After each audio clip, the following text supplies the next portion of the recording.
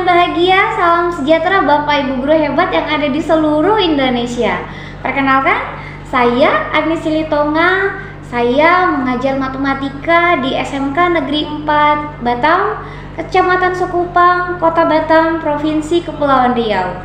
Pada kesempatan kali ini, saya akan berbagi praktik baik saya terkait pembelajaran berdiferensiasi, di mana judul praktik baik saya adalah Merdekanya Matematika melalui pembelajaran berdiferensiasi.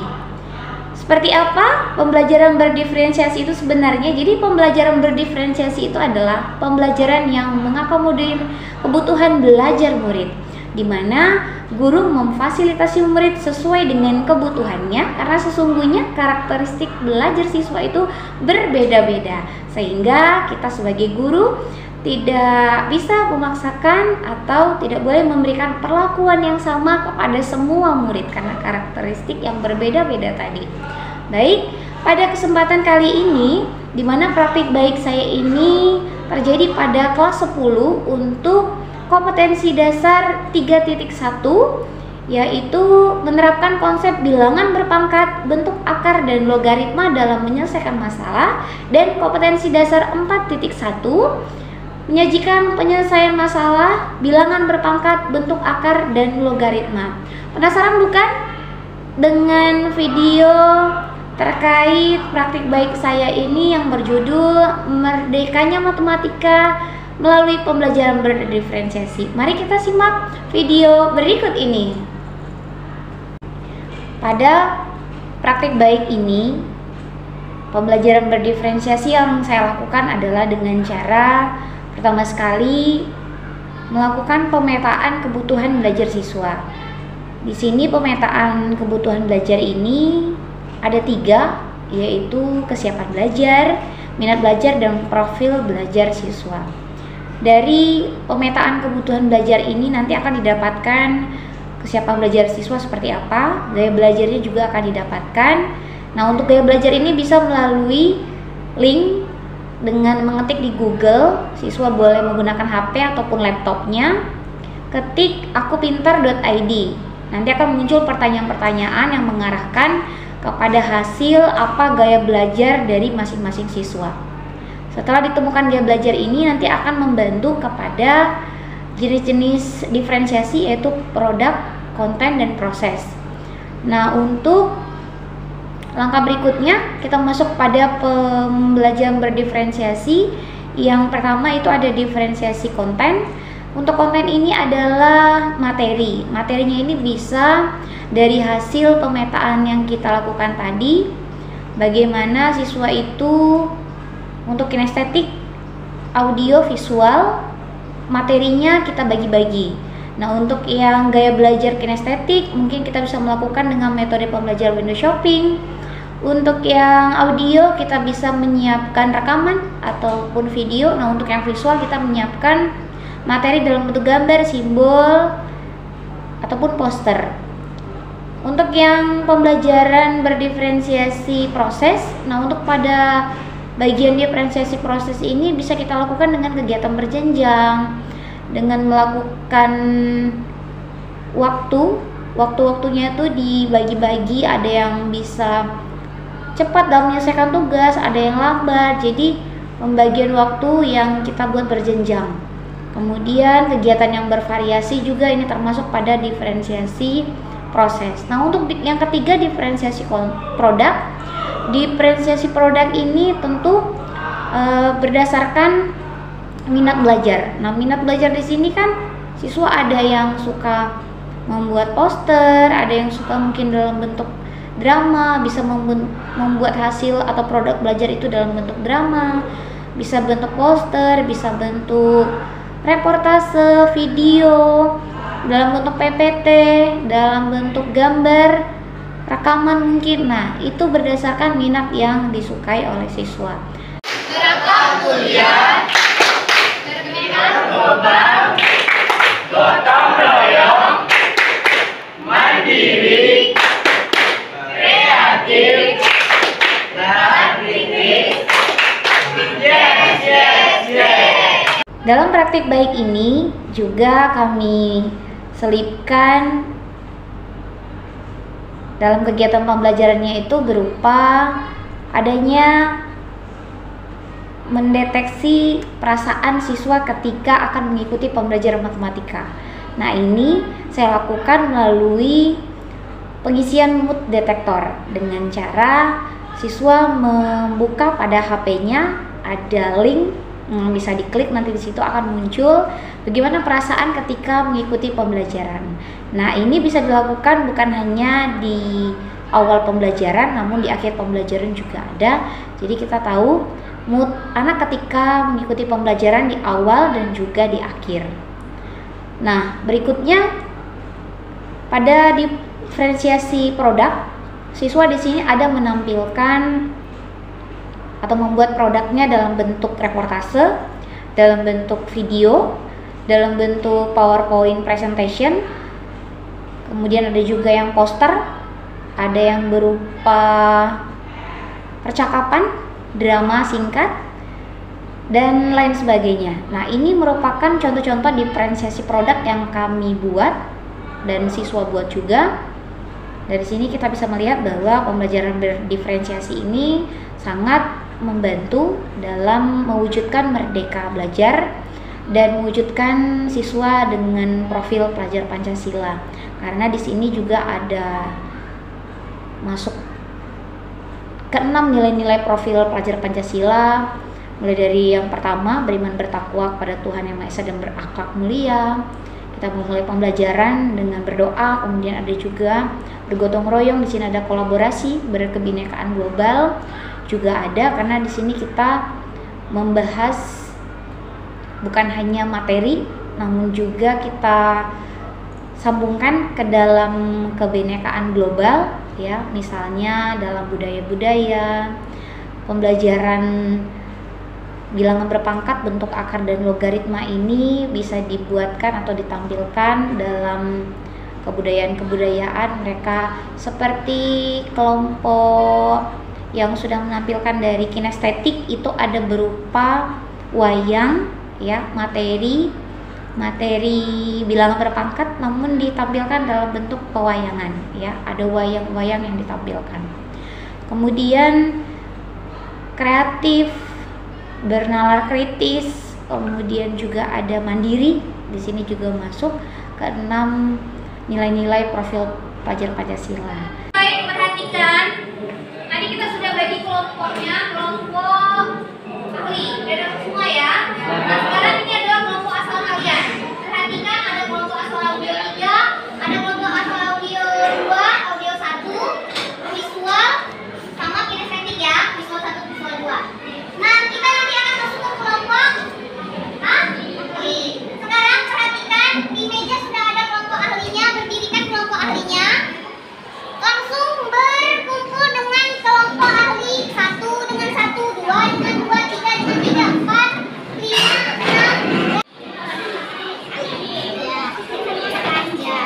Nah, berarti kalau ada dedek ini berarti 7 dikali 6. Dikali 6 betul. 2 kan?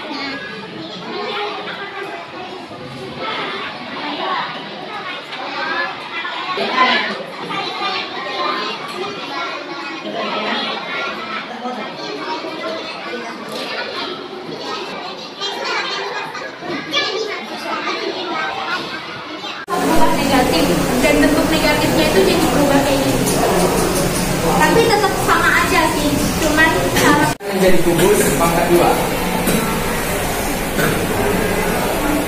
Dari sini kita bisa membuat contoh dari sifat-sifat eksponen. Contohnya adalah perkalian eksponen.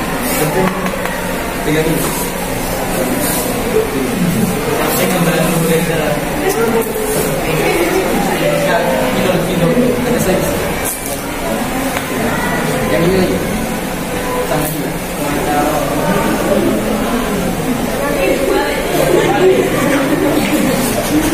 Contohnya adalah perkalian eksponen. Kubus ini memiliki angka ya pangkat 2 dan pangkat 3. Dalam sifat eksponen, jika terdapat perkalian seperti ini, maka yang ditambahkan adalah pangkatnya, sehingga 2 ditambah 3 sama dengan pangkat 5. Seperti itu. Apa ada pertanyaan? kami dari kelompok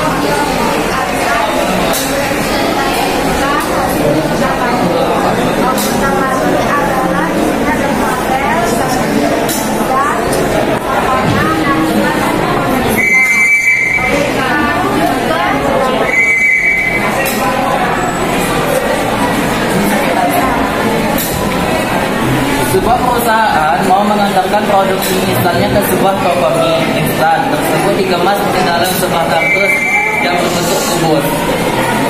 Antar. Langsung jalan, antar.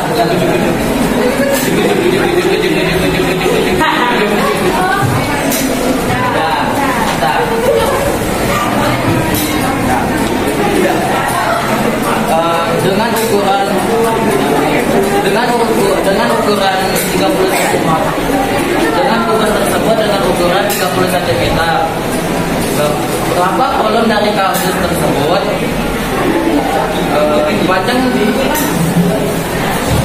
Panjang dari kardus tersebut, panjang busuk kardus tersebut mempunyai panjang 30 cm. Volume dari rumus volume kardus Berpangkatan dari perkalian 2 atau lebih bilangan dan menyatakan kalian dari kali A kali B pangkatnya sama dengan Warahmatullahi wabarakatuh. Sekampat breaking news kembali menemani Anda dengan berita terupdate dan teraktual. Saya, Olivia Pratamani Pujanti, sebagai host akan menemani Anda dalam beberapa menit ke depan. Eksponen sangat berhubungan erat dalam kehidupan sehari-hari. Bersama rekan saya dari lokasi SMK Negeri 4 Batang dan bersama sukarelawan akan menjelaskan tentang hubungan perpangkatan dengan kubus dan angka. Kepada Olivia kami persilahkan. Baik, terima kasih. Jadi eksponen adalah bilangan berpangkat yang digunakan sebagai bentuk penyandaran dari suatu bilangan. Bersama rekan saya, Bintang dan Syifa akan menjelaskan tentang hubungan eksponen dengan kubus. Bintang, apa sih yang kamu ketahui tentang bilangan kubus? Kubus adalah bangun 3 dimensi yang memiliki 6 sisi, 8 titik sudut, dan 12 rusuk. Lalu, apa hubungan bilangan berpangkat dengan kubus? Rumus kubus S pangkat 3. Kenapa tidak P kali L kali T? Karena memiliki sisi yang sama panjang. Selanjutnya, apa saja sifat bilangan berpangkat itu? Perkalian bilangan berpangkat, contohnya kubus pangkat 2 dikali kubus pangkat 5. Hasilnya kubus pangkat 7. Perkalian bilangan berpangkat. Kubus M dibagi kubus N sama dengan kubus M dikurang N. Ya. Bilangan berpangkat 0 hasilnya sama dengan 1. Di mana A tidak sama dengan pangkat 0. Baiklah, itu dia hubungan bilangan eksponen dengan kubus. Saya dari Olivia Pratamani Pujanti melaporkan kembali ke studio. Terima kasih. Itulah laporan berita hari ini. Saya Olivia Pratamani Pujanti pamit mengundurkan diri. Sekian, terima kasih. Wassalamualaikum warahmatullahi wabarakatuh.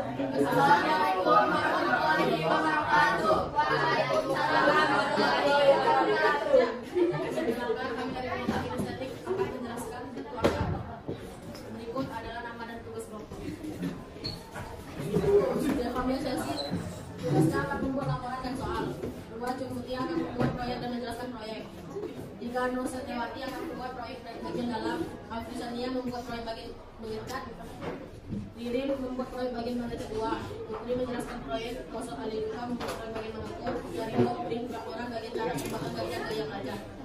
Gaya belajar yang kami gunakan adalah memilih topik. Maka kita memilih topik karena gaya belajar memilih topik hampir sama dengan kinestetik, sama-sama melakukannya secara langsung. Karena memilih topik adalah model pembelajaran berbasis kerja kelompok dengan berlanjut dari melihat hasil karya kelompok lain untuk menambah wawasan. Jadi, kami kalau kinestetik memilih gaya belajar memilih topik sebagai presentasi data pelajaran atau memamerkan hasil kerja kami yang membuat penyalur berbentuk. Berikut adalah contoh proyek kami, alat dan bahannya akan dibacakan langsung. Tape, lalu daftar bagian samping kanan kiri atas dan kertas mika selesai. Berikut beberapa dokumentasi dari kelompok estetik yaitu Bentuk akar adalah bagian irasional yang mampu dinyatakan dengan sebuah pecahan A, di mana A, B atau sama dengan 0 serta A dan B merupakan sebuah bilangan bulat. Artinya, akar bilangan bisa dilihat sebagai berikut.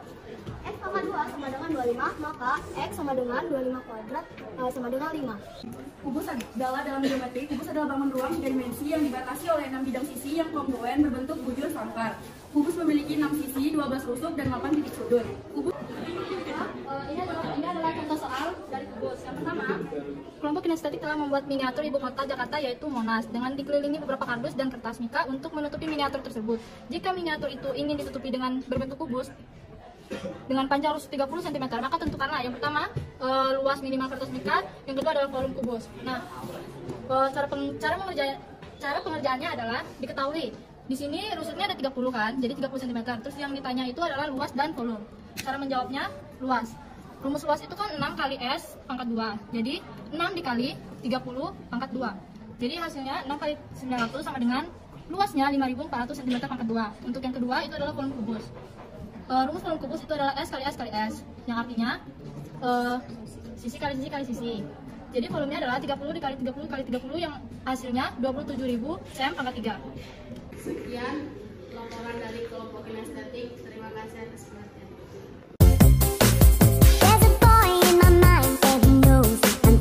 Bisa tolong jelasin penilaiannya di Pegang gini. Oke. Boleh tolong ngejelasin tentang rating yang telah kalian kasih? Bagus. Oke. Boleh dijelasin tentang ratingnya?